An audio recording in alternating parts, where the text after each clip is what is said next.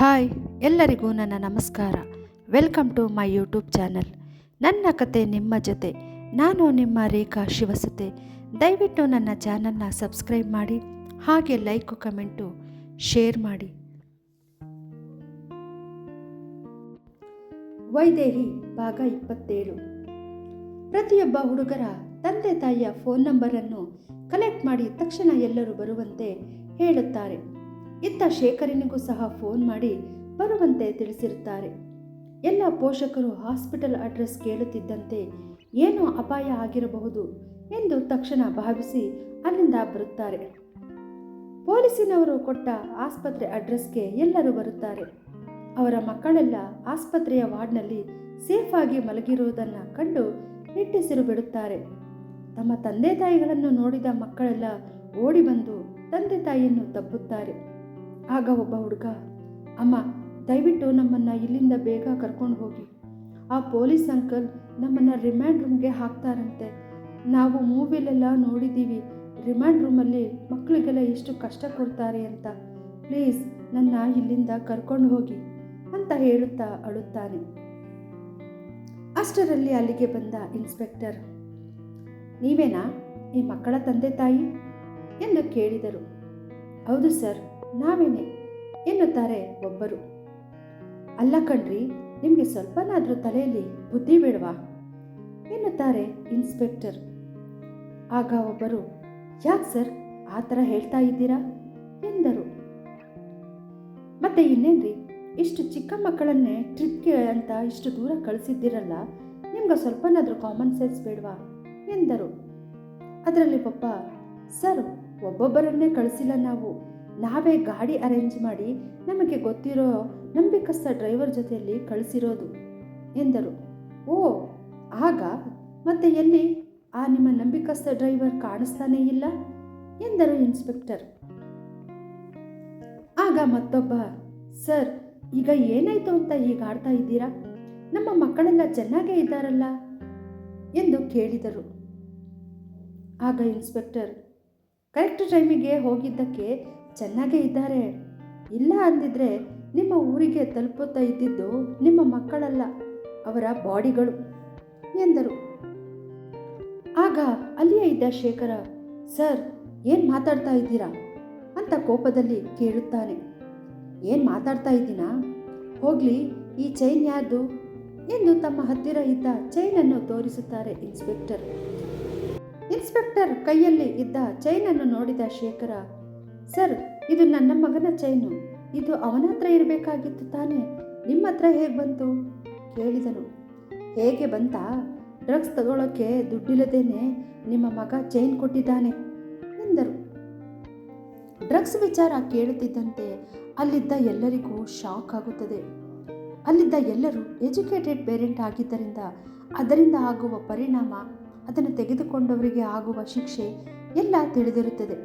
ಅದನ್ನು ತಿಳಿಯದ ಶೇಖರ, ದುಡ್ಡಿಲ್ಲದೇನೆ ಏನೋ ಕೆಲಸ ಮಾಡಿದ್ದಾನೆ ಬಿಡಿ, ಅದೇ ಮಹಾ ಅಪರಾಧ ಅನ್ನೋ ಥರ ಆಡ್ತಾ ಇದ್ದೀರಲ್ಲ ಎಂದನು. ಆಗ ಇನ್ಸ್ಪೆಕ್ಟರ್, ರೀ ಸ್ವಾಮಿ, ನಿಮಗೆ ಡ್ರಗ್ಸ್ ಬಗ್ಗೆ ಗೊತ್ತಾ ಎಂದು ಕೇಳಲು, ಇಲ್ಲ ನನಗೆ ಗೊತ್ತಿಲ್ಲ ಎನ್ನುತ್ತಾನೆ ಶೇಖರ. ಅಂದರೆ ನಿಮಗೆ ಇದ್ರ ಬಗ್ಗೆ ಏನೂ ಗೊತ್ತಿಲ್ಲ ಅಂದಂಗಾಯಿತು. ನೀವು ಏನು ಕೆಲಸ ಮಾಡೋದು ಎಂದು ಕೇಳಿದರು ಇನ್ಸ್ಪೆಕ್ಟರ್. ಆಗ ಜಂಬದಿಂದ ಶೇಖರ, ನಾನು ಯಾಕೆ ಕೆಲಸ ಮಾಡಬೇಕು?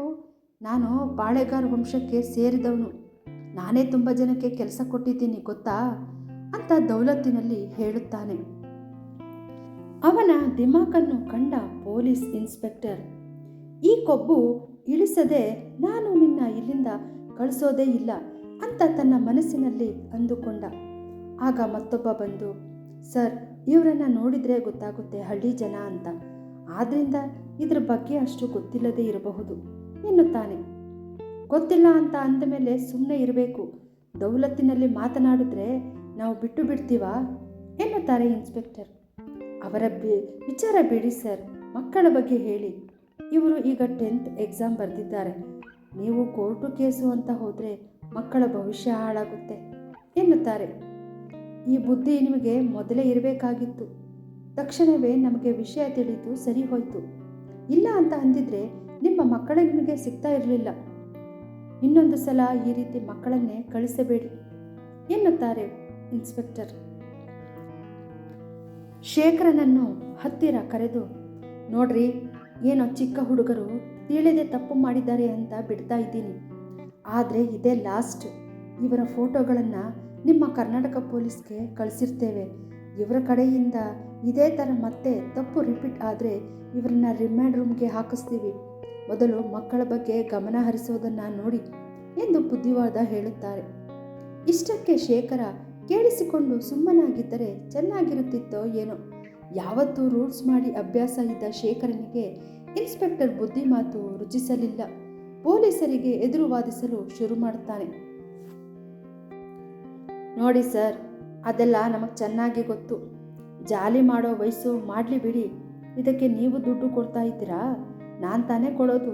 ನಿಮ್ಮ ಕೆಲಸ ಎಷ್ಟಿದೆಯೋ ಅಷ್ಟು ನೋಡ್ಕೊಳ್ಳಿ. ನಮಗೆ ಬುದ್ಧಿ ಹೇಳೋದಕ್ಕೆ ಬರಬೇಡಿ. ನನ್ನ ಮಗನನ್ನು ಹೇಗೆ ನೋಡ್ಕೋಬೇಕು ಅಂತ ನನಗೆ ಚೆನ್ನಾಗಿ ಗೊತ್ತು ಎಂದು ಆವಾಜ್ ಹಾಕುತ್ತಾನೆ.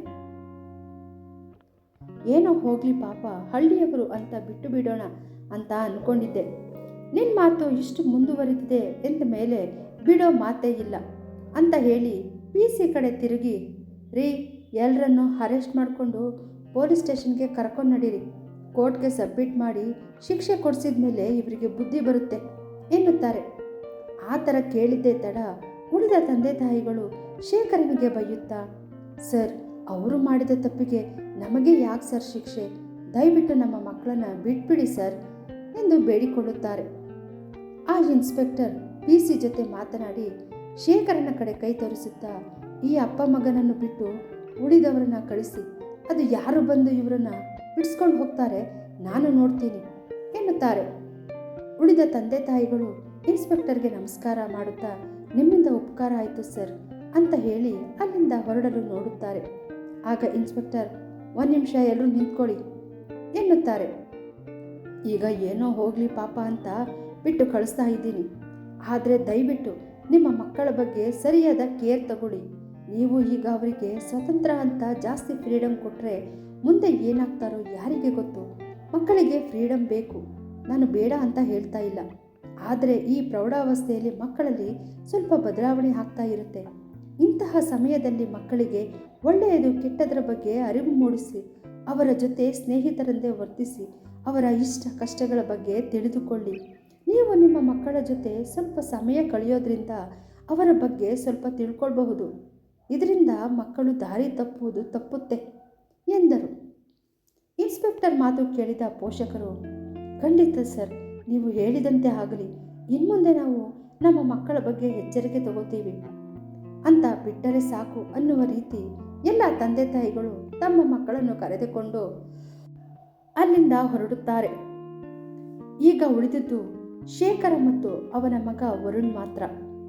ಇಬ್ಬರನ್ನು ಕರೆದುಕೊಂಡು ಸ್ಟೇಷನ್ಗೆ ಬರುತ್ತಾರೆ. ರೇ ಇನ್ಸ್ಪೆಕ್ಟರ್, ಒಳ್ಳೆ ಮಾತಿಂದ ನಮ್ಮನ್ನು ಬಿಟ್ಟು ಬಿಡಿ. ಇಲ್ಲ ಅಂತಂದರೆ ಎದುರಿಸೋ ಪರಿಣಾಮ ಎದುರಿಸಬೇಕಾಗುತ್ತೆ.